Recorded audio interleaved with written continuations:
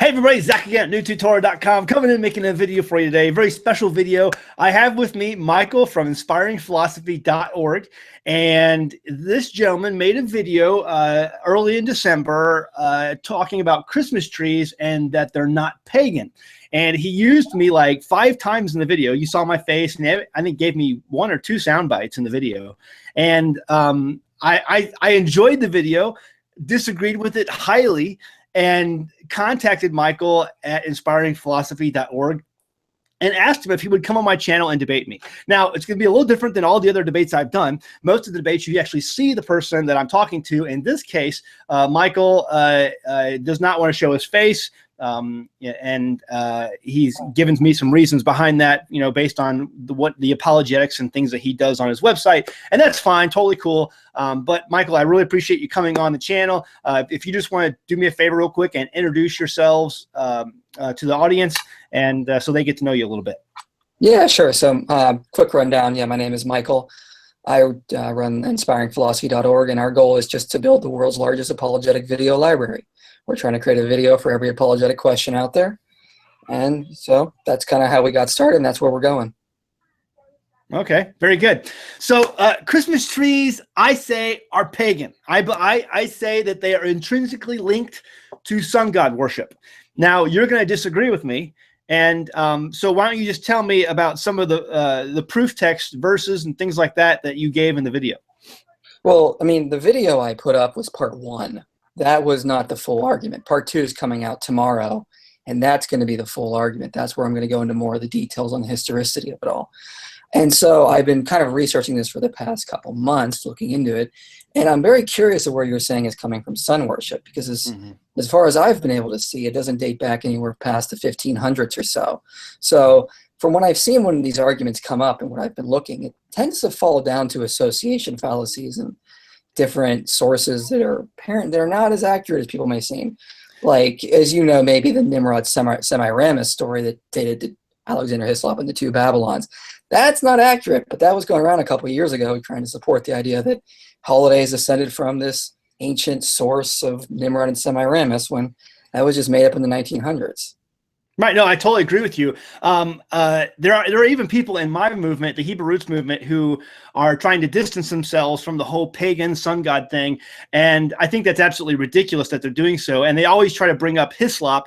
From my research, there's been a lot of people from the Church of England, which is a real church today, and from other parts of Protestant evangelical Christianity who are leading that fight. And people in my movement sadly are you know, jumping on that bandwagon and saying we need to distance ourselves from this argument. And I say absolutely not. It is absolutely, in my opinion, intrinsically linked and forever will be to sun god worship. And I'll give you some of my reasons for that. But the Hislop, I think people are using that, and there's so much more out there other than Hislop when you consider, you know, some of the other references that I'm going to be coming out with on video as well.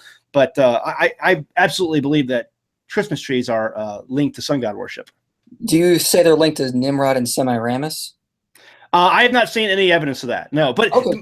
but what I absolutely do see is sun god worship being linked to this time of December, and we're talking in December right now. For people who may watch this video later, it's December 15th, and December and springtime, basically Christmas time and Easter, have always been heavily linked throughout all pagan cultures to sun god worship, and there's no getting around that.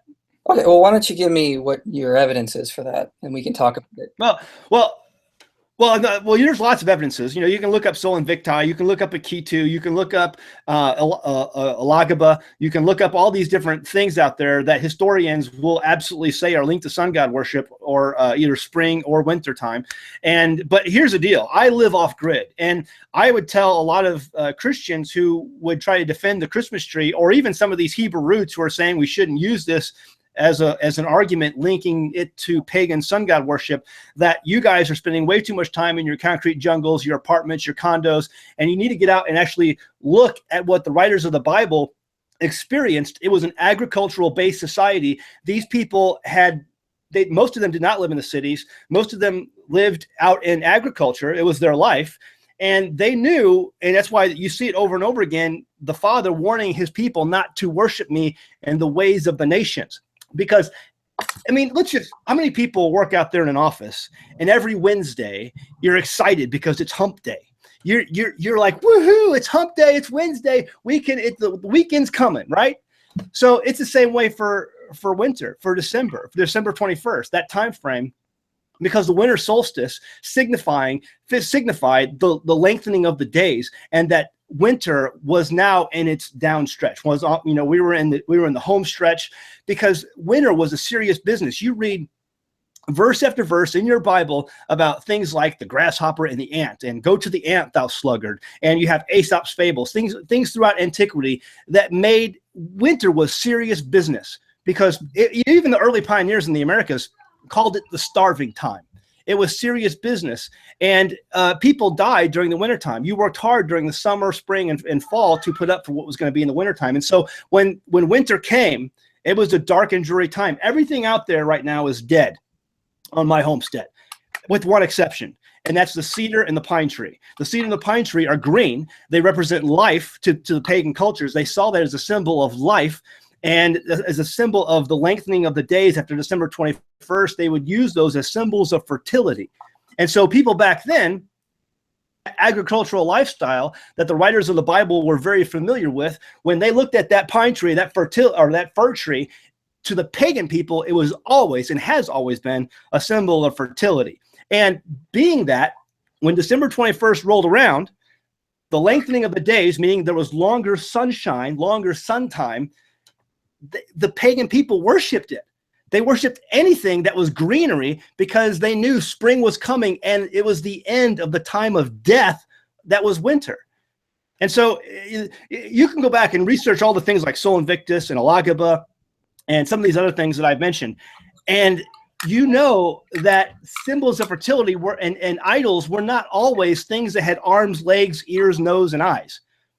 It was also things like the fir tree that stayed green when everything else out there in the land is dead. And that's the way it's always been. There's plenty of references. Now, here's the deal. Your idols, your wooden idols that have legs and arms and eyes and things like that, those things have survived because they've been carved and stuff. But, back then when they cut down a tree, and there's plenty of verses to back this up, some of them you didn't mention in your video, some of those trees, I mean, when they were done during that time of celebration in December, they were just tossed aside. They didn't last and survive all of the thousands of years of antiquity. Those little carvings, a lot of them did. And so we have those today. But you're not going to see the trees, because once they were done with the celebration, they tossed them aside. Okay, well, I got a couple questions. I want to respond to that a lot. First of all, I agree we're not supposed to worship like the pagans do. No one does that. No one, at least. But you do. If you keep Christmas. No, you don't. No, that's a misunderstanding of Christmas decorations. We're putting up a tree as a simple decoration. No one's bowing before the ancient tree. No one's saying, "Oh, mighty tree, I'm honoring God with you." That's a total. No, man, that's just not accurate at all. Okay. So let me ask you this. Let me ask you this, and I'll let you answer. When it says, "Oh, Christmas tree, your leaves are never changing. Your green leaves are never changing." That song. That's a whole kickback to the whole time where they worshiped that tree because it was a symbol of fertility, because it was green when everything else was dead or appeared dying. What are your sources on this? I mean, ancient pagan sources, because I've read Pliny, I've read Maximus of Tyre. They don't mention fir trees, especially with the Celts. They say they held the oak and the acorn sacred. Even Lucian, the Roman poet, says this. But I'm not seeing any actual sources of talking about the fir tree. If you're going to go to ancient Egypt and Mesopotamia, they didn't have those type of trees. Those were northern. Those are out there, but also you can turn right to Isaiah chapter 14, verse 7 and 8, where it tells you that the fir trees, the cedar trees, when Satan is cast down, will cry out in rejoicing because the woodsman is no longer cutting them down. Why was the woodsman coming down and cutting down fir trees, cedar trees? Because they stayed green. They were symbols of fertility. Even the verse you mentioned in Jeremiah 3 says they placed their favors under the green tree. Why aren't all trees green? Why does it specify the green tree? Because at the time of December, you would put these things under these symbols of fertility and rejoice that winter was coming to an end. Again, I want an ancient pagan source which says this, because there were green trees all over ancient. Why do you need one? There's some in your Bible, in Isaiah and Jeremiah. Because you're reading into those verses and they don't necessarily say what you think you're saying. Now, it says fir tree.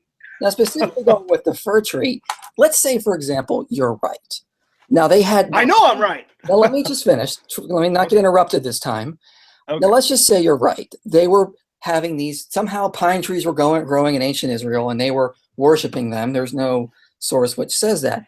But the first Christmas tree inscription doesn't come around until 1572. It doesn't mention anything that has to do with ancient paganism, and no scholar really thinks that today. We're going to supposed to believe that these ancient these German people in the Middle Ages were sitting around who didn't have libraries, didn't have the internet, and they're going, you know, those ancient pagans in Mesopotamia worshiped trees around this time. So let's just do the same thing, even though they didn't have, the printing press had just come out. Most scholars are telling us the pine tree, the Christmas tree, comes from paradise trees. These existed in Adam and Eve plays, and Adam and Eve's day was December 24th. It featured a fir tree with red apples hanging from it. And after the play was over, you didn't waste food in this time, so they would eat the apples, and typically they eat it the day after on December 25th. In the 1800s, the red apples were replaced by glass balls because those were just coming out around that time.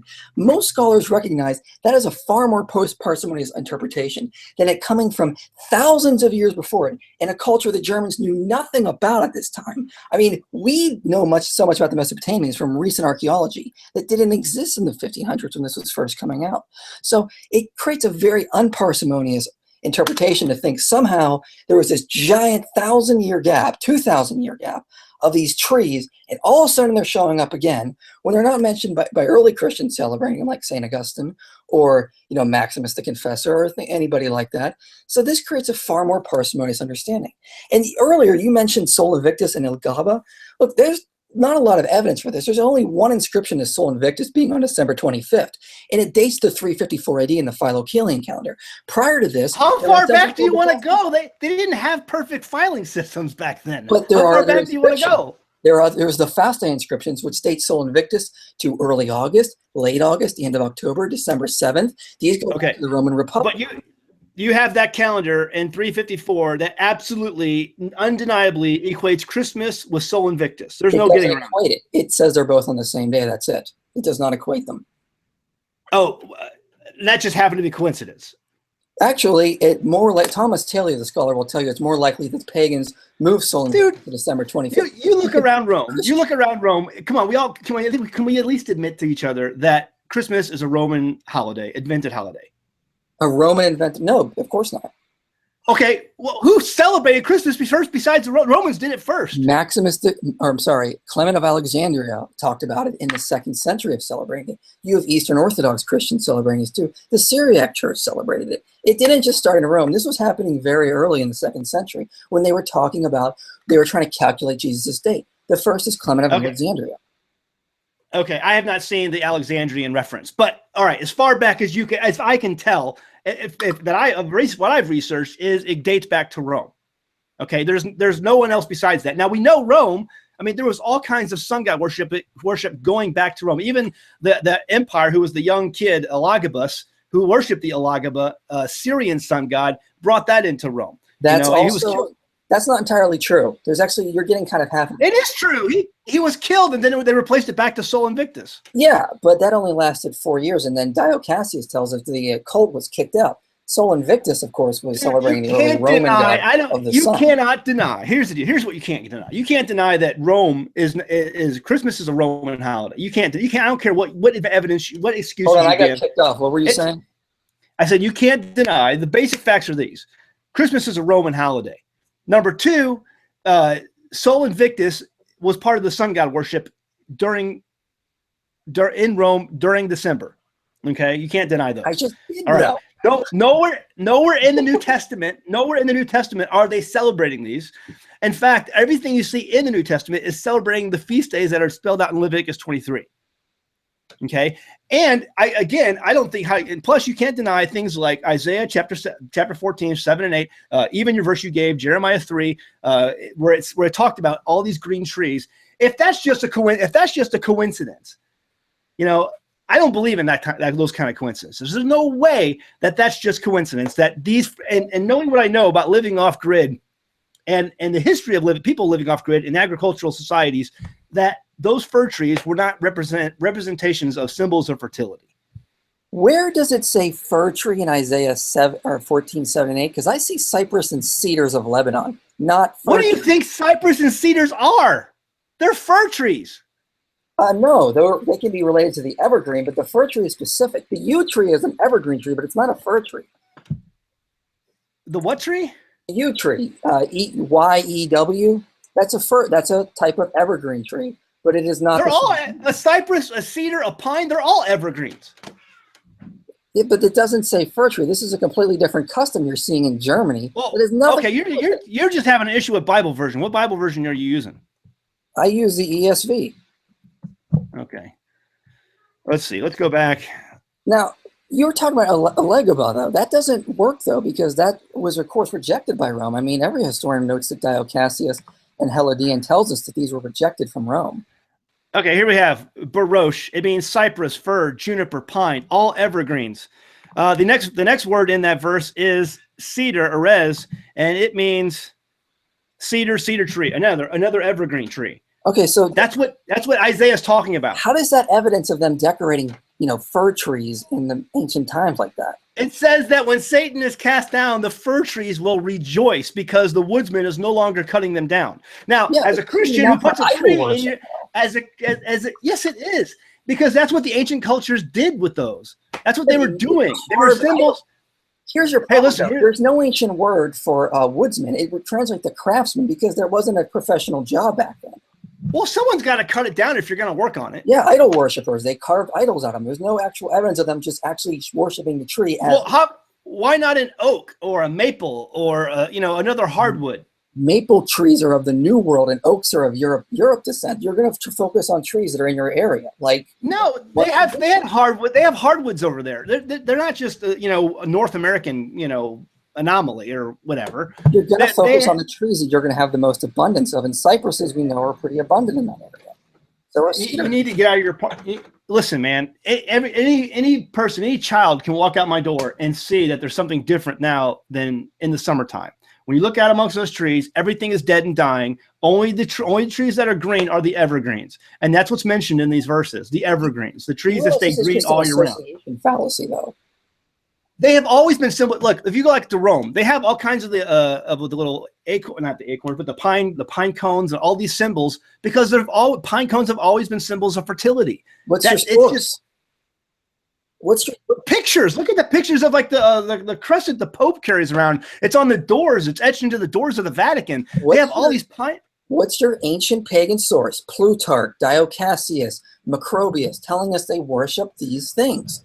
I can see it with my own eyes. That why else would a church use pine cones as their symbolism for their worship? I mean, do you not deny that the Roman Catholic Church is a religion that worships a God? They worship a God, yeah. I don't deny. Then why do they use pine cones? They don't use pine cones. This is an association fallacy. Why don't you ask them what it is? And second of all, where is the ancient pagan source saying that they worship these things? The only thing I can find in present day is Encyclopedia Britannica, which has gotten plenty of things wrong. It once said Mithra was born on the 25th of December. This is false. It once said that the middle-aged people thought the earth was flat. This is false. Actual scholars on this issue don't find it, and I've gone past it. No. Yeah, that's ridiculous. If you can go to Wikipedia, and I know, I mean, everyone, yeah, you laugh about Wikipedia, but you know what? The weird thing about Wikipedia is you have to give sources for your information, and sometimes So, no, if you don't, you get kicked off. That's the reality. You'll see that thing that says citation needed. Yeah, and if you don't give a citation after a certain time, anyone at that point can pull it off. It's not there. You have to give references for your material in Wikipedia. Which is why I look at the references, and sometimes I'll come across references to like Ellen G. White, who is the founder of the Seventh-day Adventist movement, right there in Wikipedia. Right. And so you weigh your evidence. So what I have found when I'm looking at Wikipedia is that I found a big influence from the Church of England, who has said some scholars disagree with these findings. Well, okay, that means some scholars disagree, but who are the scholars who are bringing these theories and standing behind them? And there are plenty of scholars that do. So don't think that all of the scholars and all of academia has rebuffed this whole idea that sun god worship and Christmas and pagan idolatry are linked, because they are linked, and there are many scholars who stand behind that. But just because a couple of people have tossed out the work of Hislop, which I agree has got issues and he didn't reference his stuff very well, doesn't mean that there's not plenty of other evidence to support this stuff. Okay, then what is and some people, You go. I go. Well, I don't know. Look at some of these things that are being claimed in there, and look up the references. If you don't know, then why are we having this debate? I can have pictures of people, of the Pope with dragons and pine cones and things like that inside the Vatican. Why is that stuff associated with Christianity? It doesn't need to be there. Wasn't around 2,000 years ago. Worship me in my way. Do not worship me in the way of the nations. Do not worship me like the heathens. So why are you worshiping him with a Christmas tree?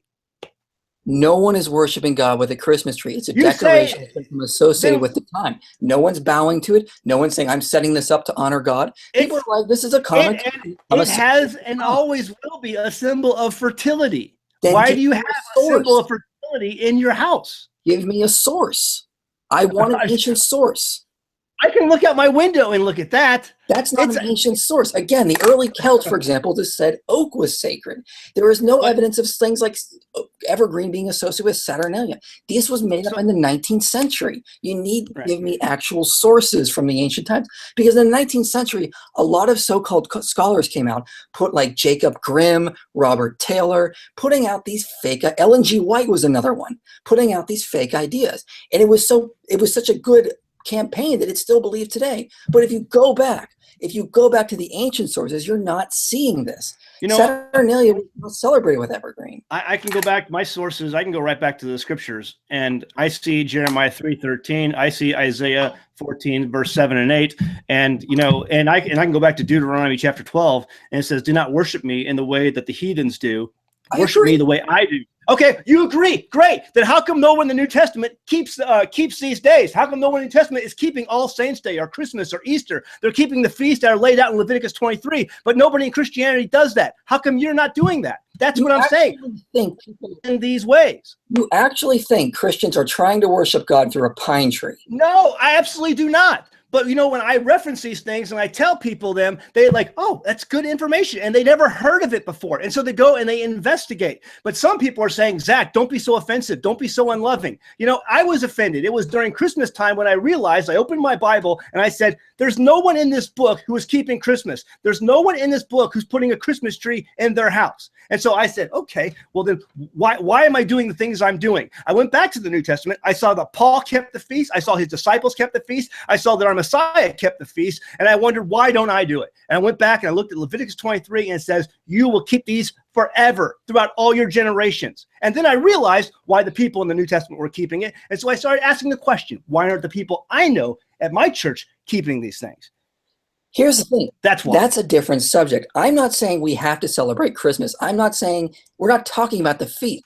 If it's not in the Bible, it's being used in a way he says not to use it. Now, for me, it's obvious. The Christmas tree is a fertility symbol. It stays green all year round. It's like bunny rabbits. They're symbols of fertility. It's the Playboy bunny. If you have never owned rabbits before, when they get together, well, they reproduce like bunnies. It's a symbol of fertility. Eggs. You're not going to like a video I have coming out in the spring. Well, it's probably wrong. If you go back to the Temple of Ra in Egypt, they used to hang eggs inside the Temple of Ra. It's on the Smithsonian Institute's website. How's that for a reference?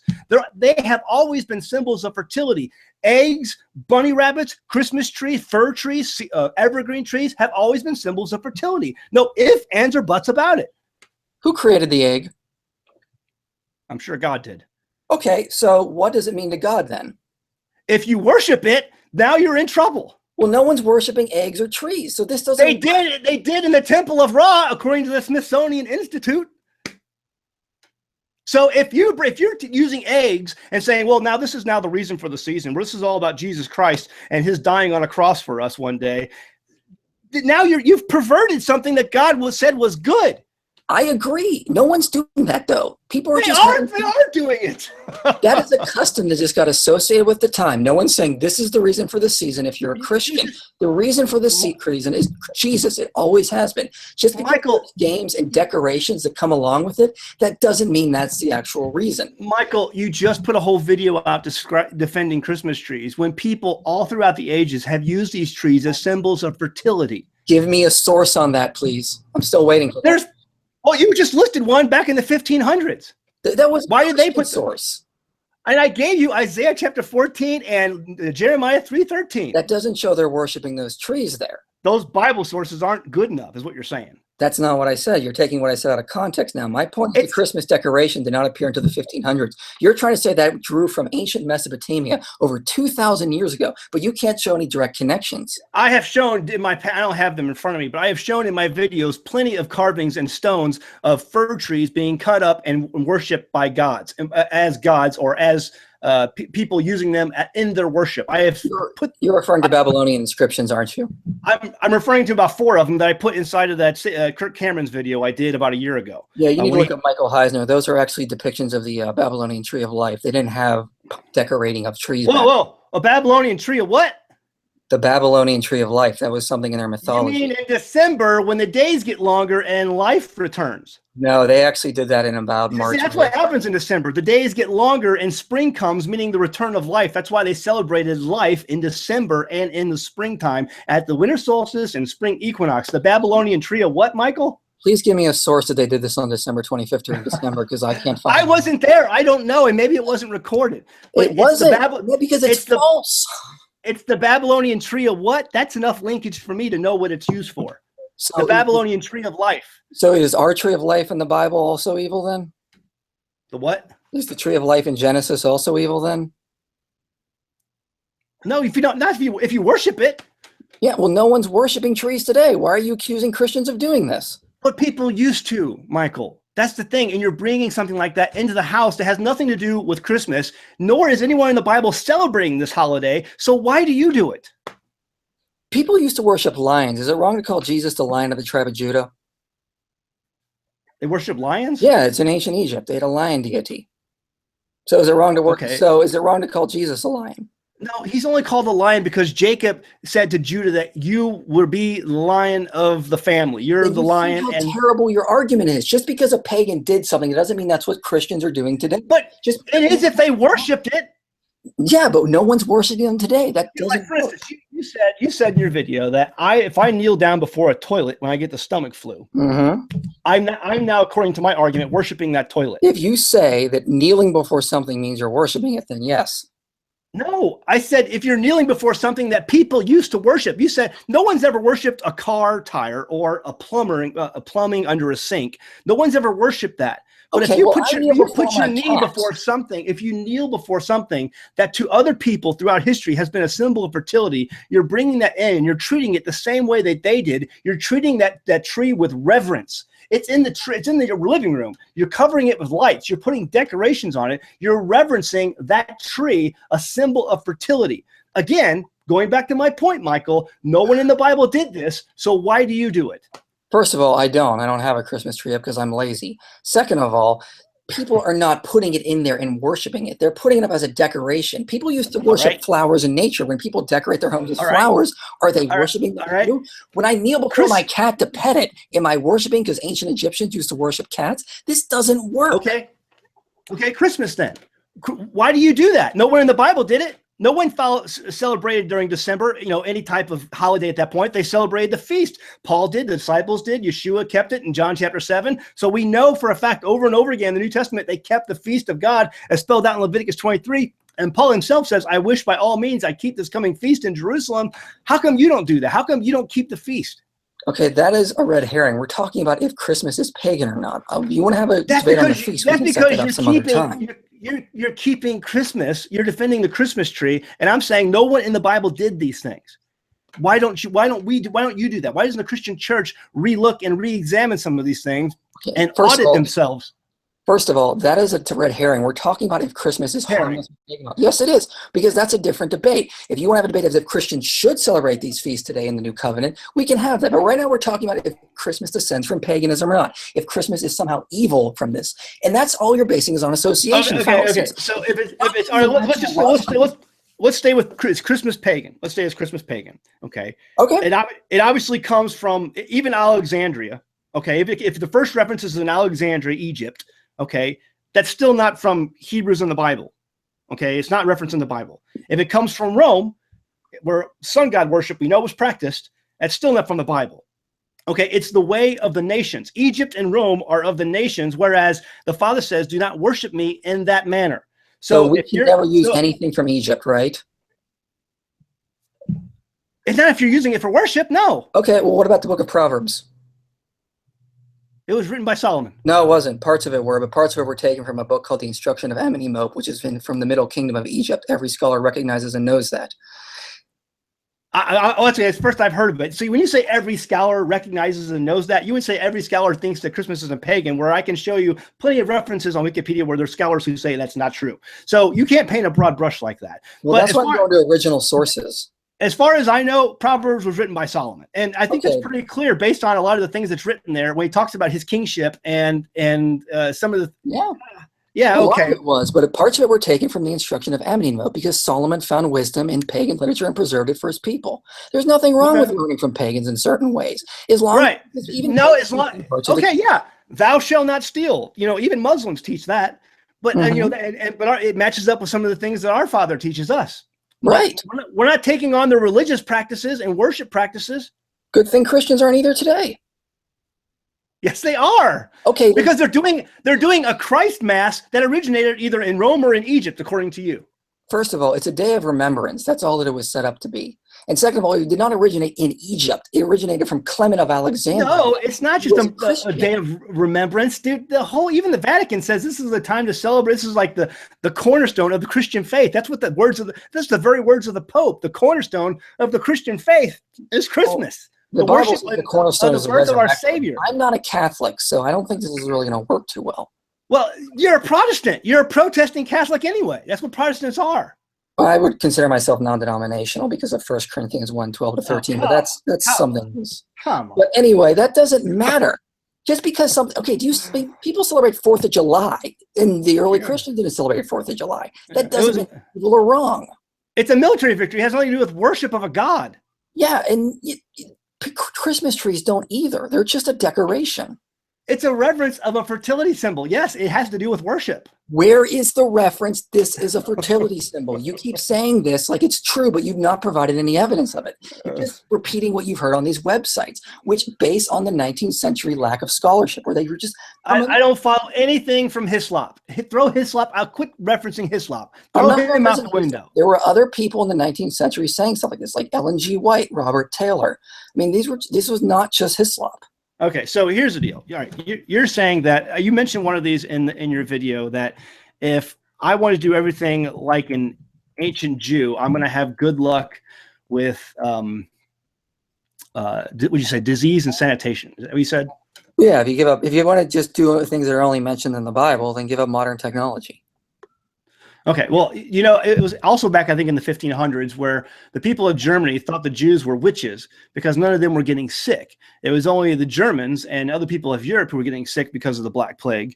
And the Jews weren't dying at all. They weren't sick at all because they were following things of the Bible, eating clean, doing all these things. In fact, I have no problem living like an old Jew because they survived pretty well throughout the centuries. Okay. Well, that's my point, is that, you know, if I was living like an old Jew, I wouldn't be putting a Christmas tree in my house. You also want to be using the internet right now. Okay, so what? Yeah, I wouldn't be able to drive a car, but, you know, none of those things had anything to do with worship. Well, good thing Christmas trees don't either. They do too. They do too. The whole thing with an old Jew and their sanitation and their diseases is they were doing what God said and not eating the things that were unclean. Okay, it had nothing to do with technology. It was just following God's commandments, and they weren't eating the rats out of the streets that carried the fleas that carried the disease. Okay, they weren't doing the things that people around them were doing. You can't decorate a pine tree. You can't honor the incarnation. It says, I'll tell you where. It's Deuteronomy chapter 12, verse 30 through 32. Where does it says, say? It says, "Do not worship me the way the heathens do." And you say yourself that Christmas originated either in Egypt or Rome. I say Rome. You say Egypt, whatever. But it's not of God and His land and the Hebrews and the Christians, the people we read about in the New Testament. So decorating a pine tree is a form of worshiping God in your view? If you're using it for worship during a time when you say the Messiah was born, yes. Well, no one's using it as a form of worship. They are. They're in churches. You go to church, any Christian church right now on December 15th, you will see Christmas trees in that church, usually most Christian churches on the stage. Yeah, and if you go in July, you might see some sort of other type of decoration. That doesn't mean you're worshiping the decorations. It is. Yes, it does. Yeah. You have a serious... decorate your house. Yeah, we have wallpaper on stuff. Yeah, sure. Do you Pictures. decorate with flowers in it all? Do you ever put flowers up or anything? Yeah, but I don't worship them. Neither do we. Yes, Neither you do do. we. You're You're just using it in lies about us because it's easier for you instead of actually taking us at our word. Mr. Anderson, who I did that series on not too long ago, he made the exact same argument you just did. He says, what if I bring a tree in? He's like, can I not bring a tree into my house? Absolutely. You can bring a house plant. You can bring a tree into your house. But it's when you decorate it, you give it reverence. You give it importance for a symbol of a time, the time of the Messiah's birth. That didn't happen in December, but that's regardless. That you're giving it reverence. There's the error. There is the violation. You said, I want one anti-Christmas Christian to give me a violation of the moral law. Deuteronomy 12, verse 30 through 32. Bingo, bamo, end the list. It's done. Reverence? Define reverence. What do you mean by we're giving it reverence? You're decorating it. You're putting lights on it and tinsel and ornaments. When you decorate your house, are you showing your house reverence and worshiping it? What's the I think it isn't even the key word, the root word for ornament is to ornate something, to make something ornate. That's an etymological fallacy. It's giving it reverence, man. That's an etymological fallacy. You're defining it based on its etymology. You've been to seminary, right? No. Where'd you get all these seminary words? Because a lot of the guys I debate use these words. I study. I read things. I read scholars all the time. This is what I do. That's what I do. I drink and I know things. Yeah. Okay, dude. When you decorate something, you're giving it reverence. You're giving it. You're making it important. Okay, this is just common sense. Does your wife wear earrings? Sometimes. Okay, is she worshiping her body then by putting ornaments on them? Yeah, it's called vanity if people do that. But there are people who do go way overboard with that and get their nails done, their hair done. It's vanity, and the Bible warns it. The Bible warns about it over and over and over again. My wife has a pair of earrings. I bought her a long time ago, and yes, she wears them sometimes, but she does not go out ornately dressed. And we dress very modestly in my household. If you know anything about my wife, you know that about us. Okay, and because the Bible specifically warns about vanity and worshiping yourself, the worshiping of oneself, because you can make an idol, you can make a god in your own eyes. Yeah, it's the same thing. I agree, but use that same logic with Christmas trees. Because people are decorating, but doesn't mean they're vain. But they're symbols of fertility, dude. There's no way. Evidence, please. Oh, yes, evidence. See, people in the comments are going, you're repeating the same line that Hislop, that Ellen G. White said, but they didn't give any sources. You need to back up your claims with sources. When I did my 6-part resurrection series, I did not just read Christian scholars. I read atheists like Gerd Ludemann, John Dominic Crossan, Maurice Casey, Bart Ehrman, because I wanted to get the evidence. I didn't just want to put myself in an echo chamber and only listen to the people that supported my view. You got to get out and read sources. Read Stephen Hidgmans, read Thomas Taylor. These people talk about the origins of Christmas, and there's no origins of there being a fertility symbol in festivals like Saturnalia, Sol Invictus. It just is not there. Even the ancient Celts put the emphasis on the oak, not the fir tree. Yeah, the oak because it was strength. I get it. I understand why you would cut down a hardwood, but you cut down a fir tree because it's a softwood. It's not going to be an idol. You don't cut out a fir tree for an idol purpose. Not because there's no strength in it. It's going to break. It's brittle. But you use that for oak and other hardwoods. And I've given you references. I've given you evidence. I've given you Isaiah chapter 14, verse 7 and 8. It says, yea, the fir trees rejoice at thee, and the cedars, both of these are evergreens of Lebanon, saying, since thou art laid down, meaning Satan, no woodsman has come up against us. No craftsman has come up against us. Yeah, craftsman was a person who made idols. It was someone who was going to cut the trees down and carve an idol out of them. They did what to them? They cut them down. Yeah, they cut them down. Yeah. But remember in my video, I referenced that word. These are fir trees. There's a reason why in Jeremiah 3, I've given you plenty of evidence. You just don't want biblical evidence. You want secular sources. And I don't care about secular sources. I'm telling you what the Bible says, and it's obvious again to anyone who lives with an agricultural mindset that when December 21st rolls around, the days get longer, the sun returns, and the pagan people of history and antiquity would celebrate that. Okay, then what's your evidence of this? You're telling me that the Bible says this, and Isaiah doesn't say that. It just says the trees will rejoice because there's no craftsman. We know that Sol Invictus was celebrated in December. It's not at first. Not at first. Okay, I totally disagree with you, and I don't care what source you give me because I've looked up so many sources about Sol Invictus and other variations of Sol worship that went on during December. And you know, and a lot of us too. A lot of us too. I've posted. There's tons of have that said that didn't happen. That Sol Invictus worship, which by the way is a god, they can worship him anytime. But the celebrations, there were celebrations of Sol Invictus that happened in December. Are you denying that? Before 54 AD, yes. Before 454 AD? 354 AD, when the Philocalian calendar lists it as an official holiday. Prior to that, on the as I said, on the fasting inscriptions, it was in August, end of October, December 7th. It was moved around a lot. It was in place on December 25th until they had other holidays for this god, just like you have holidays for your god, and Easter and December and all kinds of other times.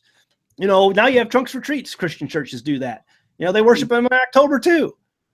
Trunk or treat is not a way to worship God. It's a way to give out candy. Tell the churches that. They're doing it all the time. Yeah, they're giving out candy. They're not saying this candy will help you get closer to God. I mean, they're not saying they do that. They say this is how we can get people to come in and hear the gospel, by giving them candy for Halloween. Yeah, that's not worship, though. That's inviting people in and sharing food with them. As a former Christian who went to these things, who went to trunks retreats, who participated in these things, I remember all of the trunks retreats events I went to. They always opened with prayer, which I would consider worship, and they usually ended with prayer, and they ended with, with that in mind. It usually took place at the church where we used to worship, where we would worship on a regular basis. So I don't see how you can say that trunks retreats is not an act of worship. The act of giving out candy is not a worship. That's just sharing food with someone. If you pray, dear Father, please let us reach these young people with the candy we're about to give. Is that not worship? You pray before you eat your meals. Okay, then does that mean you're worshiping the food? No. Then the same logic applies. I think people are really going to enjoy. I'm going to really enjoy the comments in the video, but we're not going to agree.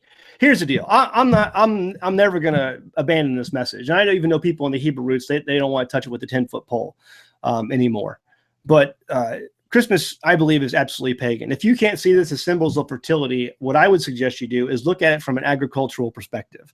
Look at it how people before the invent of electricity and people who used to didn't live in the cities, you look at it from their point of view, and that at the time of December, when they've gone through a hard winter, and they're going through a hard winter, that hump day is reached, and they look forward to the sun coming back in the spring. Okay, and again, I'm going to just say, I'll say my closing things if we're done. I don't know if that's what you're implying, but look. Yeah, we've talked about it. If you're going to use an argument from incredulity, the way I can't imagine it being anything but a fertility symbol, therefore it must be, that's not going to work. That's just an informal fallacy.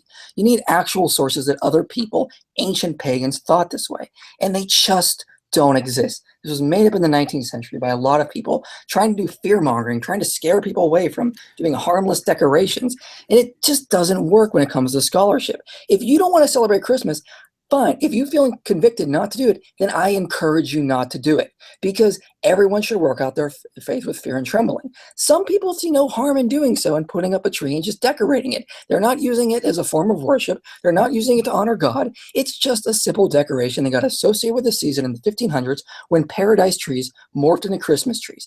That's all that happened. And for you to say that you got, for you to call people out and say, they're worshiping a God, I mean, that's not only, ignorant of what's really happening, it's also just kind of rude to accuse people of that when we're just here telling you, no, that's not what's happening. Don't accuse us of stuff because there's something called the principle of charity.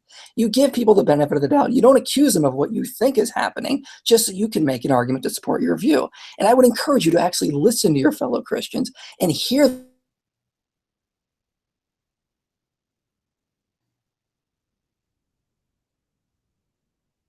Oh, we lose him? Hello. I still see his logo. Are you there? I'm here, yeah. Sorry, where'd I leave you at? I don't know. But anyway, as I was saying, look, it's just more from a paradise tree. And for you to accuse people of saying, hey, you're worshiping a pagan idol, it's just kind of rude because that's not what we're doing. There's something we need to employ called the principle of charity. You give people the benefit of the doubt. You don't accuse them of worshiping a pagan just because they're doing simple holiday decorations. No one is doing that. And the only people who say this are the people in the Torah movement or the Hebrew roots movement. But people that are actually doing it are just like, we're just decorating. No one's trying to honor God or worship a pagan deity. That's all it is. So I would just ask you, in conclusion, just employ the principle of charity. Don't start accusing people of stuff until you actually know what they're doing. Know where their heart is, not their actions. If you do that, you're just going to be like the Pharisees who were judging people sinful because they were born blind. Okay, well, that's fine. We disagree because, again, I always look back to Deuteronomy 12, verse 30 and 32. It says, do not worship me in these ways. And you're worshiping God with these trees, with this Christmas worship, with the evergreens, the tree that never dies. And I would tell you that these have always been symbols of fertility.